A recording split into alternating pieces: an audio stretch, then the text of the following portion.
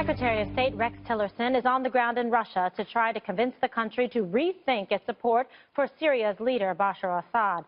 Warning ahead of the visit, the dictator's days are numbered. I think it's clear to all of us that the reign of the Assad family is coming to an end.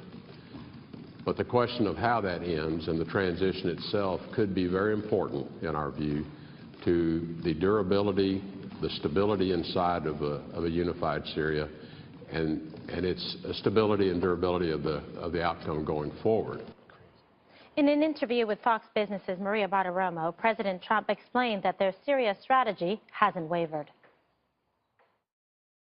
We're not going into Syria, but when I see people using horrible, horrible chemical weapons, which they agreed not to use under the Obama administration, but they violated it. They said they got rid of them. Hey, look, what I did should have been done by the Obama administration a long time before I did it. And you would have had a much better, I think Syria would be a lot better off right now than it has been.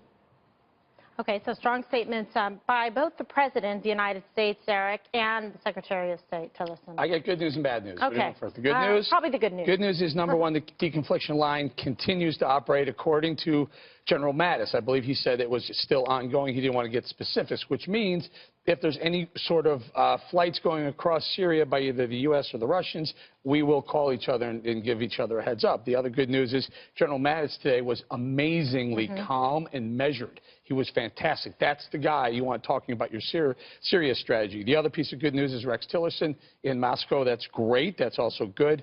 So now the bad news. Oh, one more. Other good news. Syrian Air Force is 20% depleted, destroyed from the airstrikes. Great. The bad news now, there's a Russian ship sitting next to our ships, next to the ships that launched the 59 Tomahawks.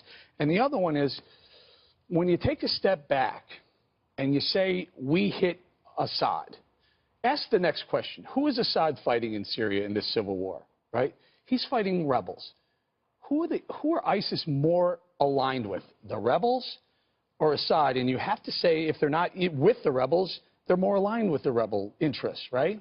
So this has to be really clearly defined, and I think General Mattis did. I think he cleared up a lot of things. He said, we're not going to call red lines anymore, but we know if you're going to use chemical weapons on women and children and families and innocent civilians, something will be done.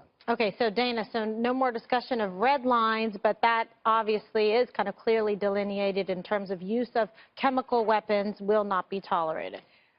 Right, and I guess if that's the threshold that they're going to establish, that would be one thing, except that I do think it's worth asking the question that I agree chemical weapons, like those should be banned. They should not be used. But if the means of killing is coming from some other way, like the barrel bombs with using, nails and infused in or put into bombs that they send into hospitals, and the women and children are being killed by those too, I think that it's worth the question.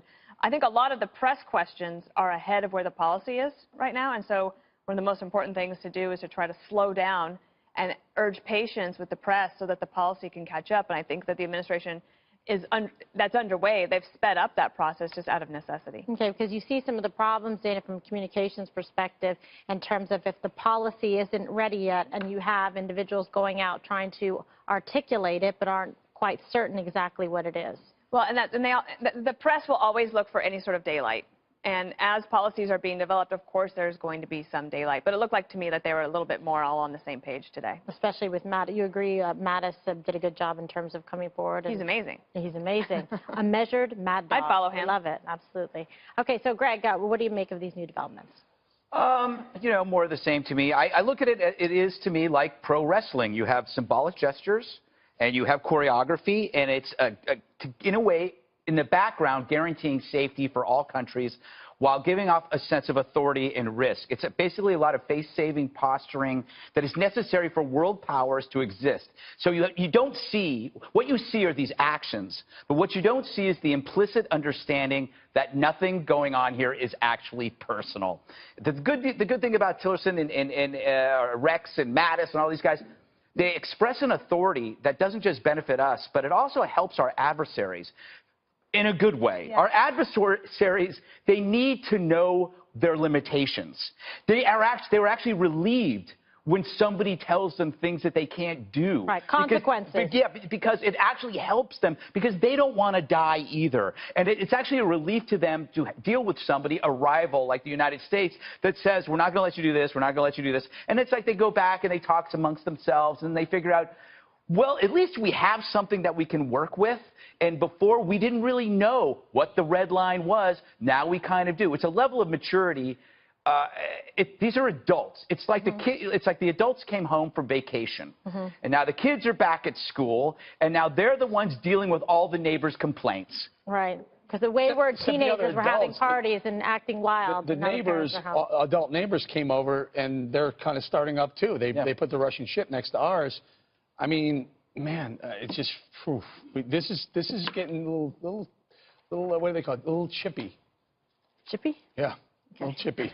Bob, so what do you think of what's been going on today in terms of, these latest developments and some of the comments that Madison? Well, the first thing I'd say is that the ban on chemical weapons goes back to the end of the First World War. So that's not, it wasn't just under the Obama administration. Secondly, the president said, we're not going into Syria. I'm glad he said that. I think it's the right thing to do. But here's the question, and Eric raised this, and it's a very important one. This is a short-term military operation. Yes, it had some positive aspects. But in the long run, I think Assad is going to be thrown out of power. But the question is who takes his place. Him? If the United States is not willing to go in, which we should not go in, the Russians certainly will, I'll tell you that. And ISIS and the groups that are against Assad, the Syrians, getting together is a real possibility. Then you've got not only ISIS in Syria, but you've got ISIS in the capital of Syria.